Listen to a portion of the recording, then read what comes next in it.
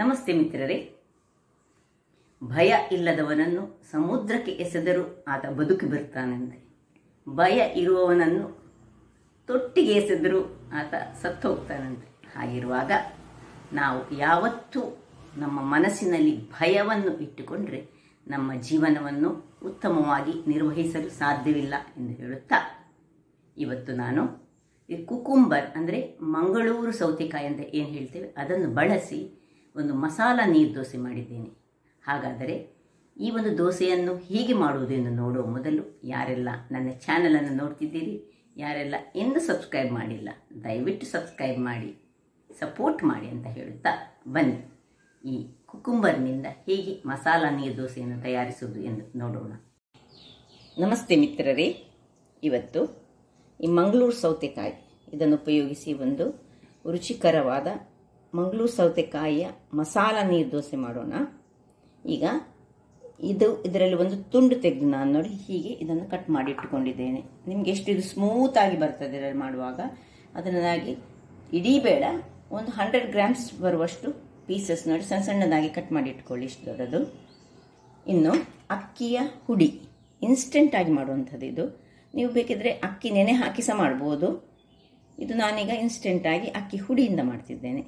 ಇಲ್ಲಿ 10 ಕಾಳಿನಷ್ಟು ಪೆಪ್ಪರ್ಕಾರ್ನ್ಸ್ ಉಂಟು, ಕರಿಮೆಣಸು, ಮತ್ತು 1 ಚಮಚದಷ್ಟು ಜೀರಾ ಉಂಟು, 1 ಚಮಚದಷ್ಟು ಸಾಸಿವೆ, ಸ್ವಲ್ಪ ಕೊತ್ತಂಬರಿ ಸೊಪ್ಪನ್ನು ಚಾಪ್ ಮಾಡಿ ಇಟ್ಕೊಳ್ಬೇಕು, ಸಣ್ಣದಾಗಿ ಹೆಚ್ಚಿಟ್ಕೊಳ್ಬೇಕು. ಕಾಯಿ ಮೆಣಸು ಸಹ ಸಣ್ಣದಾಗಿ ಹೆಚ್ಚಿಟ್ಕೊಳ್ಬೇಕು. ಮತ್ತು ಈ ಶುಂಠಿಯನ್ನು ಸಹ ಚಾಪ್ ಮಾಡಿ ಇಟ್ಕೊಳ್ಬೇಕು. ಸ್ವಲ್ಪ ಕರಿಬೇವಿನ ಸೊಪ್ಪು ಸಹ ಚಾಪ್ ಆಗಬೇಕು. ಇದು ತೆಂಗಿನ ತುರಿ. ನೀವು ಎಷ್ಟು ತೆಂಗಿನ ತುರಿ ಹಾಕ್ತೀರಿ ಅಷ್ಟು ಚೆನ್ನಾಗಿ ಬರ್ತದೆ. ಈಗ ಮೊದಲಿಗೆ ನಾವೊಂದು ಒಗ್ಗರಣೆ ಮಾಡಿಕೊಂಡು ಅದನ್ನು ತಣ್ಣಗಾಗಲಿಕ್ಕೆ ಬಿಡಬೇಕು ಉಂಟು. ಸೊ ಹೀಗೆ ಒಗ್ಗರಣೆಯನ್ನು ಮಾಡುವ. ಇದನ್ನು ಬಿಸಿ ಆಗಿಸುವ. ಇದಕ್ಕೆ 1 ಚಮಚದಷ್ಟು ಎಣ್ಣೆಯನ್ನು ಹಾಕ್ಕೊಳ್ತೇನೆ. ಸಾಕು, ಸ್ವಲ್ಪ 1 ಚಮಚದಷ್ಟು ಎಣ್ಣೆ ಹಾಕಿ. ಎಣ್ಣೆ ಬಿಸಿ ಆಗುವಾಗ ಈ ಸಾಸಿವೆಯನ್ನು ಹಾಕ್ಕೊಳ್ತಿದ್ದೇನೆ. ಸಾಸಿವೆ ಬಿಸಿಯಾಗುವಾಗ ಈ ಕರಿ ಮೆಣಸು ಮತ್ತು ಜೀರಾ ಹಾಕ್ಕೊಳ್ತಿದ್ದೇನೆ. ಉರಿ ಸಣ್ಣದಿರಲಿ. ಇನ್ನು ಸಣ್ಣ ಹೀಗೆ ಹೆಚ್ಚಿಟ್ಟುಕೊಂಡು ಇದನ್ನು ಹಾಕ್ಕೊಳ್ಬೇಕು. ಸಾಕು. ಇನ್ನು ಶುಂಠಿ ಮತ್ತು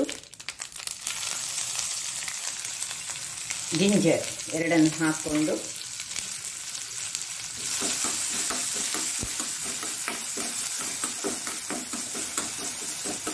ಇಷ್ಟ ಆಗುವಾಗ ಇದನ್ನು ಆಫ್ ಮಾಡಿಕೊಂಡು ಇದನ್ನು ಅಲ್ಲಿ ತಣ್ಣಗಾಗಲಿಕ್ಕೆ ಬಿಡೋಣ. ಅದು ಅಲ್ಲಿ ತಣ್ಣಗಾಗ್ತಿರುವಾಗ ಇಲ್ಲಿ ನೋಡಿ ಈ ಒಂದು ಮಿಕ್ಸಿ ಜಾರಿಗೆ ನಾವು ಹೆಚ್ಚಿಟ್ಟುಕೊಂಡಂತಹ ಸೌತೆಕಾಯಿ, ಇದಕ್ಕೆ ಸ್ವಲ್ಪ ಉಪ್ಪು ಹಾಕೊಳ್ಳೋಣ. ನೀರೇನು ಈಗ ಸುರಿಗೆ ಬೇಡ, ತುಂಬ ಫೈನ್ ಬೇಡ, ತರಿ ತರಿಯಾಗಿ. ಈಗ ತೆಂಗಿನ ತುರಿ ಸಹ ಹಾಕ್ಕೊಂಡು ಇದನ್ನೊಂದು ಗ್ರೈಂಡ್ ಮಾಡಿಕೊಳ್ಳೋಣ. ವೀಕ್ಷಕರೇ, ಇಲ್ಲಿ ನೋಡಿ ಈ ರೀತಿ ಬಂದಿದೆ. ಈಗ ನಾನು ಇದನ್ನು ಗ್ರೈಂಡ್ ಮಾಡುವಾಗಲೇ ನೋಡಿ ಇದಕ್ಕೆ ನಾನು ಉಪ್ಪನ್ನು ಹಾಕ್ಕೊಂಡಿದ್ದೇನೆ. ಉಪ್ಪನ್ನು ಹಾಕ್ಕೊಂಡೇ ಗ್ರೈಂಡ್ ಮಾಡಿಕೊಂಡಿದ್ದೇನೆ. ಏನು ನೀರು ಸೇರಿಸಲಿಲ್ಲ. ಈ ಸೌತೆಕಾಯಿಯ ನೀರೇ ಇದರಲ್ಲಿ ಉಂಟು. ಈಗ ಇದನ್ನೊಂದು ಮಿಕ್ಸಿ ಬೌಲಿಗೆ, ಇದನ್ನು ಒಂದು ಬೌಲಿಗೆ ಟ್ರಾನ್ಸ್ಫರ್ ಮಾಡೋಣ.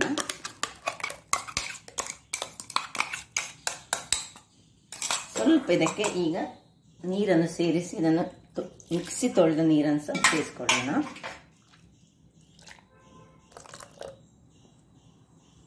ಇನ್ನು ಇದಕ್ಕೆ ಆಲ್ರೆಡಿ ನಾನು ಗ್ರೈಂಡ್ ಮಾಡುವಾಗಲೇ ಉಪ್ಪನ್ನು ಹಾಕೊಂಡಿದ್ದೇನೆ. ಈಗ ಈ ಅಕ್ಕಿಯ ಹುಡಿಯನ್ನು ಇದಕ್ಕೆ ಸೇರಿಸಿ ನಿಮಗೆ ಎಷ್ಟು ಮಂದಿಗೆ ದೋಸೆ ಬೇಕು ಅದರ ಪ್ರಕಾರ ಇದನ್ನು ಮಾಡಿಕೊಳ್ಬೇಕು. ನಾನು 2 ಬೌಲ್ನಷ್ಟು ಅಂದರೆ ಸಾಧಾರಣ ಒಂದು 200 ಗ್ರಾಮ್ಸ್ನಷ್ಟು ಅಕ್ಕಿಯ ಹುಡಿಯನ್ನು ತೆಗೆದುಕೊಂಡಿದ್ದೇನೆ. ಇನ್ನು ಪುನಃ ಸ್ವಲ್ಪ ಇದನ್ನು ಚೆನ್ನಾಗಿ ನೀರು ಮಾಡಿಕೊಳ್ಳೋದು. ನೀರು ದೋಸೆ ಹದದಲ್ಲಿ ಇದನ್ನು ನೀರು ಮಾಡಿಕೊಂಡು ನಿಮಗೆ ಕನ್ಸಿಸ್ಟೆನ್ಸಿ ನಾನೀಗ ತೋರಿಸ್ತೇನೆ. ವೀಕ್ಷಕರೇ, ಇಲ್ಲಿ ನೋಡಿ ಕನ್ಸಿಸ್ಟೆನ್ಸಿ ಹೇಗಿರಬೇಕು ನೋಡಿ. ಹೀಗೆ ನೀರು ದೋಸೆಗಿಂತ ಚೂರು ದಪ್ಪ ಇರಬೇಕು, ಆದರೆ ದಪ್ಪ ದೋಸೆ ಆಗಬಾರ್ದು ಇದು. ಸೊ ಇದಕ್ಕೀಗ ಕೊತ್ತಂಬರಿ ಸೊಪ್ಪನ್ನು ಹಾಕ್ಕೊಳ್ತಿದ್ದೇನೆ. ಎಲ್ಲ ಚಾಪ್ ಮಾಡಿಕೊಂಡು ಹಾಕ್ಕೊಳ್ಬೇಕು. ಇನ್ನು ನೋಡಿ ಇದು ತಣ್ಣಗಾಗಿದೆ. ಇಲ್ಲಿ ಇದನ್ನು ಇದಕ್ಕೆ ಮಿಕ್ಸ್ ಮಾಡಿಕೊಳ್ಳೋಣ.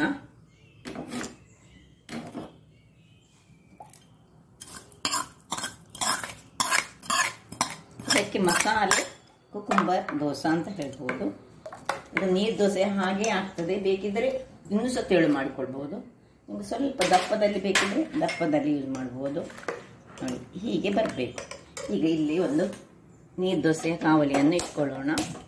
ನಿಮಗೆ ಸ್ವಲ್ಪ ದಪ್ಪ ಬೇಕಿದ್ರೆ ದಪ್ಪದಲ್ಲಿ ಸಹ ಮಾಡ್ಕೊಳ್ಬೋದು, ನೀರು ಬೇಕಿದ್ರೆ ನೀರಲ್ಲಿ ಮಾಡ್ಕೊಳ್ಬೋದು.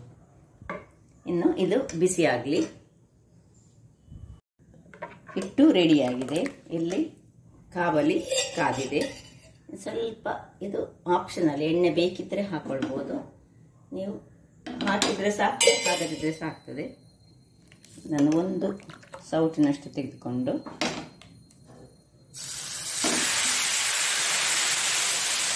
ನೀರು ದೋಸೆ ಹಾಗೆ ಹಾಕೊಂಡು ಮುಚ್ಚಳವನ್ನು ಮುಚ್ಚಿ ಬೇಯಿಸೋಣ. ವೀಕ್ಷಕರೇ, ಇಲ್ಲಿ ನೋಡಿ 1, 2, 3 ನಿಮಿಷಗಳ ಕಾಲ ಕಳೆದಿದೆ. ನೀವು ನೋಡಿ ಹೇಗೆ ಬಂದಿದೆ ನೋಡಿ ದೋಸೆ.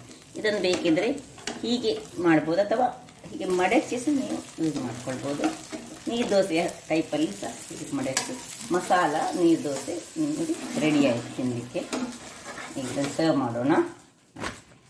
ಹಾಗೆ ಸೇಮ್ ಸ್ವಲ್ಪ ಇಲ್ಲಿ ಎಣ್ಣೆಯನ್ನು ಹಾಕೊಳ್ಳೋದು.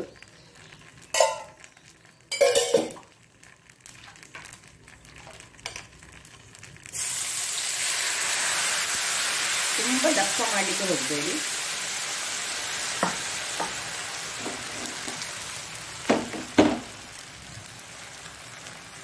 ಹೀಗೆ ಒಂದು 5 ನಿಮಿಷಗಳ ಕಾಲ ಬೇಕಾಗ್ತದೆ. ಯಾಕಂದರೆ ಅದರಲ್ಲಿ ಸೌತೆಕಾಯಿ ಇರೋದ್ರಿಂದಾಗಿ ಅದು ಸ್ವಲ್ಪ ನಿಧಾನಕ್ಕೆ ಬೇಯುವುದು. ವೀಕ್ಷಕರೇ, ಇಲ್ಲಿ ನೋಡಿ 2ನೇ ದೋಸೆ ಸಹ ರೆಡಿಯಾಗಿದೆ. ನೋಡಿ ಹೇಗೆ ಬಂದಿದೆ ನೋಡಿ. ಹಾಗೆ ನಾನು ಈ ಒಂದು ನನ್ನ ಸಣ್ಣ ಕಾವಲಿಯಲ್ಲಿ ಸಹ ನೋಡಿ ಹೀಗೆ ಮಾಡಿ ತೋರಿಸಿ, ಸಣ್ಣದಾಗಿದೆ. ಅದು ಒಂದೊಂದಾಗಿ ಮಾಡ್ತಾ ಇದ್ದೇನೆ ನೋಡಿ, ಹೀಗೆ ಬರ್ತದೆ ಒಂದು ಸಣ್ಣ ಕಾವಲಿಯಲ್ಲಿ. ಯಾವುದ್ರಲ್ಲಿ ಸಹ ಮಾಡ್ಬೋದು. ಹಾಗಿರುವಾಗ ನೋಡಿದ್ರಲ್ಲ ವೀಕ್ಷಕರೇ, ಇದಕ್ಕೆ ಚಟ್ನಿ ಅಗತ್ಯ ಇಲ್ಲ, ಏನು ಬೇಕಂತಿಲ್ಲ, ಮಾಡಿದ್ರೆ ಆಗ್ತದೆ. ಚಟ್ನಿ ಮಾಡ್ಬೋದು ಅಥವಾ ರಸ ಇದ್ದರೆ ಮೊದಲನೇ ದಿವಸ ಅದರಲ್ಲಿ ಸಹ ತಿನ್ಬೋದು, ಅಥವಾ ಖಾಲಿ ಹೀಗೆ ತಿನ್ನಲಿಕ್ಕೆ ಸಹ ಬಹಳ ರುಚಿಕರವಾಗಿದೆ. ನೋಡಿ ಎಷ್ಟು ಸಾಫ್ಟ್. ಅದು ಈ ಸೌತೆಕಾಯಿ ಹಾಕಿದ್ರಿಂದಾಗಿ ತಿನ್ನಲಿಕ್ಕೆ ಸಹ ಬಹಳ ರುಚಿಕರವಾಗಿರ್ತದೆ. ನೀವು ಅಕ್ಕಿ ನೆನೆ ಹಾಕಿ ಸಹ ಇದನ್ನು ಮಾಡ್ಕೊಳ್ಬೋದು. ಅಕ್ಕಿ ನೆನೆ ಹಾಕಿ ಮಾಡಿದರೆ ಸಹ ಇದು ಬಹಳ ರುಚಿಕರವಾಗಿ ಬರ್ತದೆ. ಇದರಲ್ಲಿ ಶುಂಠಿ ಉಂಟು, ಸಣ್ಣದಾಗಿ ಹೆಚ್ಚಿದ ಕಾಯಿ ಮೆಣಸು ಉಂಟು, ಮತ್ತು ಪೆಪ್ಪರ್ ಕಾರ್ನ್ಸ್ ಅಂದರೆ ಒಳ್ಳೆ ಮೆಣಸು ಉಂಟು. ಇದೆಲ್ಲ ಆಗುವಾಗ ದೇಹಕ್ಕೆ ಸಹ ಬಹಳ ಉತ್ತಮ, ಬಹಳ ಆರೋಗ್ಯಕರವೂ ಸಹ ಹೌದು. ಹಾಗಿರುವಾಗ ನನ್ನ ಈ ಕುಕಿಂಗ್ ಚಾನಲ್ ನಿಮಗೆ ಇಷ್ಟ ಆದರೆ ಬೋಳೂರು ಸುವರ್ಣ ಚಾನಲನ್ನು ಲೈಕ್ ಮಾಡಿ, ಶೇರ್ ಮಾಡಿ ಹಾಗೂ ಸಬ್ಸ್ಕ್ರೈಬ್ ಮಾಡಿ, ಹಾಗೂ ನನ್ನ ಇನ್ಸ್ಟಾಗ್ರಾಮ್ ಪೇಜನ್ನು ಫಾಲೋ ಮಾಡಿ. ಧನ್ಯವಾದಗಳು.